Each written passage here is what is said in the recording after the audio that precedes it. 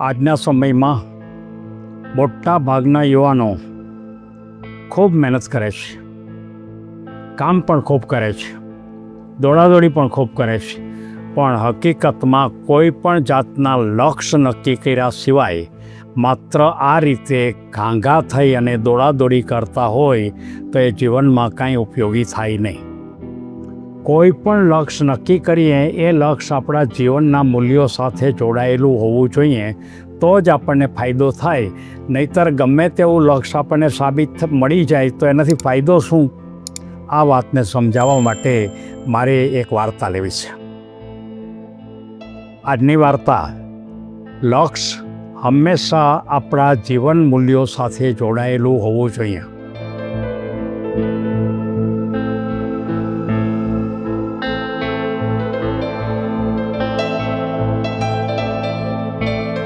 આ હેડિંગને સમજાવવા માટે મારે એક રાકેશ નામના યુવાનની વાત કરવી છે. રાકેશ હોશિયાર હતો, લગભગ 25 વર્ષનો યુવાન હતો. પોતે વ્યવસાયમાં પણ પ્રમાણમાં ઠીક રીતે કમાણો તો પણ ખરો, વ્યવસાય સારો ચાલતો હતો, પણ એ કામ પણ ખૂબ કરે, મહેનત પણ ખૂબ કરે, દોડાદોડી પણ ખૂબ કરે, પણ એના જીવનનું કોઈ લક્ષ્ય જ ન હોય ને એ રીતે પોતે દોડાદોડી કરે. એટલે કે એને પ્રાપ્ત શું કરવું છે એ જ એને ખબર નથી. હવે જો પ્રાપ્ત શું કરવું છે એ જ જો ખબર ન હોય તો કદાચ આપણને પ્રાપ્ત થઈ જાય તો એ આપણે તો જોઈએ છે કેમ ખબર નથી પડતી. એટલે એને એક જ પ્રકારની વાત હતી કે કોઈ પણ લક્ષ્ય નક્કી કર્યા પહેલાં એની પાછળ દોડાદોડી કરે, અથવા તો કોઈ આવીને એમ કહે કે મને તમે આ મદદ કરવા આવો એટલે તરત જ દોડીને એની હારે ચાલ્યો જાય. કોઈ એમ કહે કે આ મને મુશ્કેલી છે તો એની હારે કામ કરવા લાગી જાય. એને કોઈ લક્ષ્ય જ નહોતું. પણ એના મનમાં એક વખત એમ થયું કે સમાજમાં મારી છાપ સારી પડે અને સમાજ એમ માને કે હું બહુ તાકાતવાળો છું, એટલા માટે મારે એક બહુ મોટી સારી ઊંચી કિંમતની ગાડી ખરીદવી છે. એટલે આખા ગામમાં કોઈની પાસે ન હોય એવી ગાડી ખરીદવી છે એવું એને નક્કી કર્યું. પણ હકીકતમાં એ ગાડી ખરીદવા શું કામ ગાડી ખરીદવી એવી કોઈ એનું લક્ષ્યનો ઉદ્દેશ નહોતો. પણ તેમ છતાં એને પોતે પોતાના પૈસા હતા અને થોડી ઘણી લોન લીધી અને એને ગાડી ખરીદી. ગાડી ખરીદી પછી ગામમાં એની વાવા પણ થવા માંડી કે બહુ સારી ગાડી, આવી ગાડી ગામમાં કોઈને નથી. બધા એને આનંદથી એમ કહે કે બહુ સારું, ભાઈ રાકેશ હતો, ખૂબ સારું પોતાની પ્રગતિ કરી છે. એટલે એ પોતે ખૂબ આનંદમાં આવી જાય. પણ પરિસ્થિતિ એવી આવી કે થોડાક જ સમયની અંદર એને એ ગાડી એ તો સારી જ હતી, પણ એ ગાડી માટે જે લોન લીધી હતી એ લોનના હપ્તા ભરી શકે નહીં. અને લોનના હપ્તા ન ભરી શકે એટલે એને ઘરમાં એના પિતાને એમ કીધું કે મારે હપ્તા ભરાતા નથી, મને તમે થોડીક મદદ કરો. ત્યારે એના પિતાએ એમ કીધું કે ભાઈ તે આ ગાડી શું કામ લીધી, એનાથી તને શું ફાયદો છે? ત્યારે એને એમ કીધું કે મને કોઈ ફાયદો નથી, પણ મારા મનમાં એમ હતું કે ગામમાં મારી છાપ સારી થાય અને ગામમાં બધા મારે વાહ કરે એટલા માટે મેં ગાડી લીધી.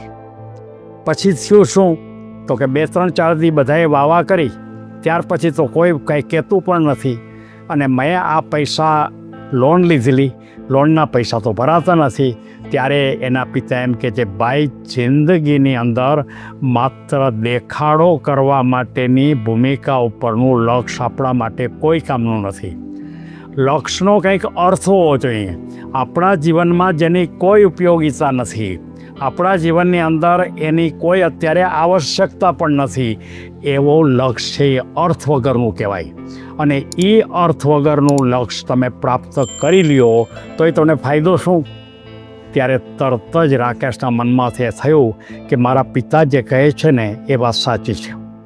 અને એણે નક્કી કર્યું, પોતાની ગાડી વેચી નાખી. પોતે નક્કી કર્યું કે હવે માત્ર લક્ષ્ય કેવું લેવું. એટલે તરત જ એક સંત પાસે જાય છે અને સંતને એમ કહે છે કે મારે લક્ષ્ય કેવું લેવું જોઈએ. ત્યારે એ સંત એને સમજાવે છે કે જિંદગીમાં લક્ષ્ય કેવું લેવું જોઈએ એનો નિર્ણય પહેલાં કરતાં આવડવો જોઈએ. અને લક્ષ્ય એવું હોવું જોઈએ કે જે આપણના જીવન મૂલ્યોમાં મદદ કરે. એટલે કે આપણા જીવનમાં આપણે આગળ વધી શકીએ, આપણા જીવનને વધારે ધન્ય બનાવી શકીએ, આપણા જીવનની અંદર કંઈક ફાયદો થાય અથવા તો બીજાને ઉપયોગી થાય એ પ્રકારનું લક્ષ્ય લેવું જોઈએ. અને ત્યાર પછી એ રાકેશે એવું નક્કી કર્યું કે મારે પોતાને એક સારા પ્રકારની વસ્તુ એવી લેવી છે કે જે ખરેખર ગામને ઉપયોગી હોય. એટલે એણે ગામને ઉપયોગી હોય એવું એક મોટું પાણીનું ફિલ્ટર લેવાનો વિચાર કર્યો. અને એ ફિલ્ટરની કિંમત હતી, પણ એનાથી ગામના માણસોને પાણી ખૂબ મળ્યું. અને એ સાચું લક્ષ્ય હતું. અને સાચું લક્ષ્ય પ્રાપ્ત કરી અને જિંદગીમાં એની પોતાની જે ખરેખર સમાજમાં જે છાપ પડી એ અર્થ સાથેનું લક્ષ્ય હતું, માટે સમાજમાં છાપ પડી. મારે સૌ યુવાનોને કહેવું છે કે તમે લક્ષ્ય નક્કી કર્યા વગર ગમે તેમ આડેધડ દોડોમાં તમને કોઈ આવીને એમ કહે કે આ કામમાં મદદ કરો, આ કામમાં મદદ કરો, આ કામમાં, પણ તમે વિચાર કરો કે તમને એનાથી કોઈ ફાયદો છે અથવા થોડી ઘણી મદદ પણ કરવી જોઈએ, પણ તમારા વ્યવસાયને નુકસાન તો જતું નથી ને. બીજી વાત, લક્ષ્ય નક્કી કર્યા વગર કોઈ પણ દોડાદોડી ન કરવી, પણ લક્ષ્ય તમારા જીવનમાં ઉપયોગી હોવું જોઈએ. આ વાત બરાબર ધ્યાન રાખવું જોઈએ. હંમેશા યાદ રાખો કે આ વાર્તા આપણને એમ કહે છે કે લક્ષ્ય પસંદ કરતાં પહેલાં એનો અર્થ સમજવો જરૂરી છે કે આ લક્ષ્ય મારા માટે ઉપયોગી છે, તો તમને એ પ્રાપ્ત થશે તો ફાયદો થવાનો. માત્ર લોકો આપણા માટે વાહ કરે એ પ્રકારનું લક્ષ્ય આ રાકેશની જેમ રાખવું નહીં. સાચું લક્ષ્ય છે એ આપણા અંદરના મનને સંતોષ આપે અથવા તો સમાજને કોઈ ઉપયોગી ભૂમિકા બને. સફળતા એ અર્થપૂર્ણ જીવનમાં માત્ર ને માત્ર સિદ્ધિ પ્રાપ્ત કરવાની સીડી બને છે. અર્થ વગરની જીત, આપણે જેનો કોઈ અર્થ જ ન હોય એવું આપણે જીતી કાઢીએ, એનો કોઈ અર્થ જ નથી, ખાલીપો આપણને આપે છે. અને લક્ષ્ય જીવનના મૂલ્યો સાથે અચૂકપણે જોડાયેલું હોવું જોઈએ. દેખાવ આપણો કરવા કરતાં આપણા જીવનમાં સંતોષ મળે એ માટેનું લક્ષ્ય રાખવું જોઈએ. સાચું સુખ યોગ્ય દિશામાં પ્રયત્ન કરવામાં જ છે. આ વાતને સમજાવવા માટે મારે યુવાનોને એક ચોક્કસ પ્રકારનો સંદેશો આપવો છે કે તમે પહેલી વાત એ છે કે તમારું લક્ષ્ય નક્કી કરો. એ લક્ષ્ય તમારા જીવનમાં ઉપયોગી હોવું જોઈએ અને પછી એની પાછળ તમે લાગી પડો તો જ તમે જીવનમાં સુખી થાઓ.